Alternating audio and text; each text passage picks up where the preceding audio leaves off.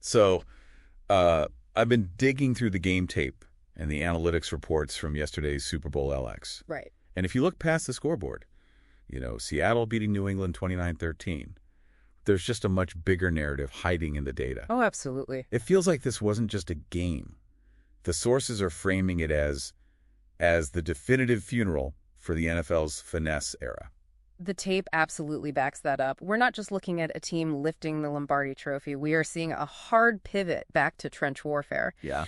And our mission today is to really connect the dots between this game and the Eagles' win last year.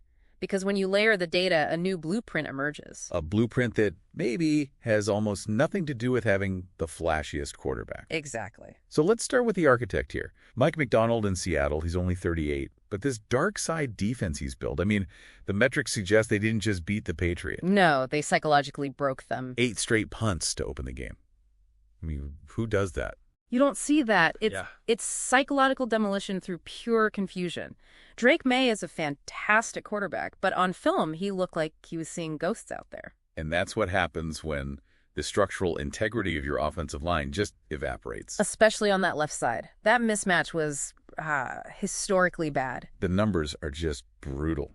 You have the rookie left tackle, Will Campbell, the number 4 overall pick, supposed to be a cornerstone for them. Yep.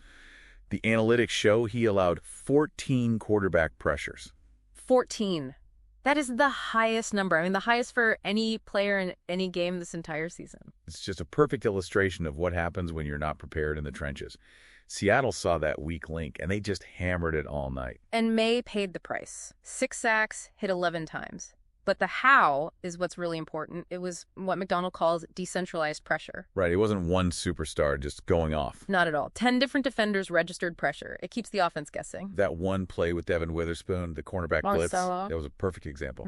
A rare blitz for him, too. It forces that bad throw, and boom, Chinanu Mosu takes it 45 yards for a pick 6. Constant processing failure. And that processing failure, that's the link. That's the connection back to the Eagles in Super Bowl LIX. It is. When you overlay the stat sheets from these last 2 Super Bowls, it stops feeling like a coincidence. It's a statistical mirror. It's actually spooky.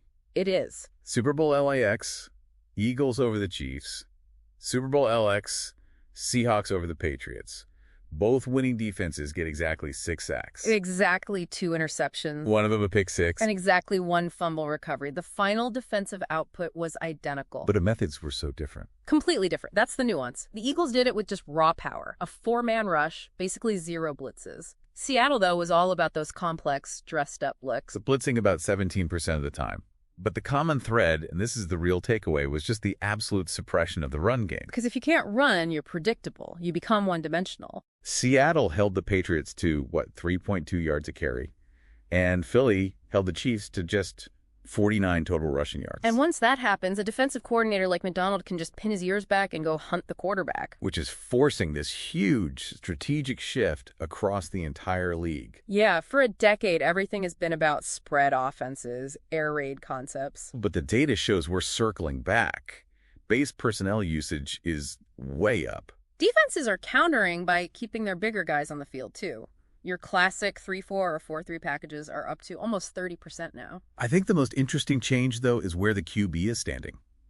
Offenses are going back under center. It's a vision issue, pure and simple. If you're in the shotgun, your head is down for that split second you catch the ball. And that's the exact moment a defense like the dark side shifts and disguises the pressure. Right. Going under center lets the quarterback keep his eyes up, keep his eyes on the defense. They're giving up spread mechanics just so they can see what's coming. Which sort of implies that the era of the system QB who can just hide behind quick passes is, well, it's over. It has to be. The last 2 Super Bowls have shown us that even elite guys like Mahomes and May get completely neutralized if the pocket collapses. If the front fails, the quarterback fails. So it all comes back to the trenches. That's where championships are decided now. It's a pretty harsh reality check for how teams are built. It is. And it challenges the whole salary cap model, which leads us to a final thought for you to chew on. Okay. If the last 2 years prove that structural integrity at the line of scrimmage outweighs elite quarterback play, are teams wasting resources paying a wide receiver $60 million when they should just be drafting boring linemen? That is the multi-million-dollar question every single GM in the league has to answer this offseason. That's all the time we have for this deep dive. We'll see you next time.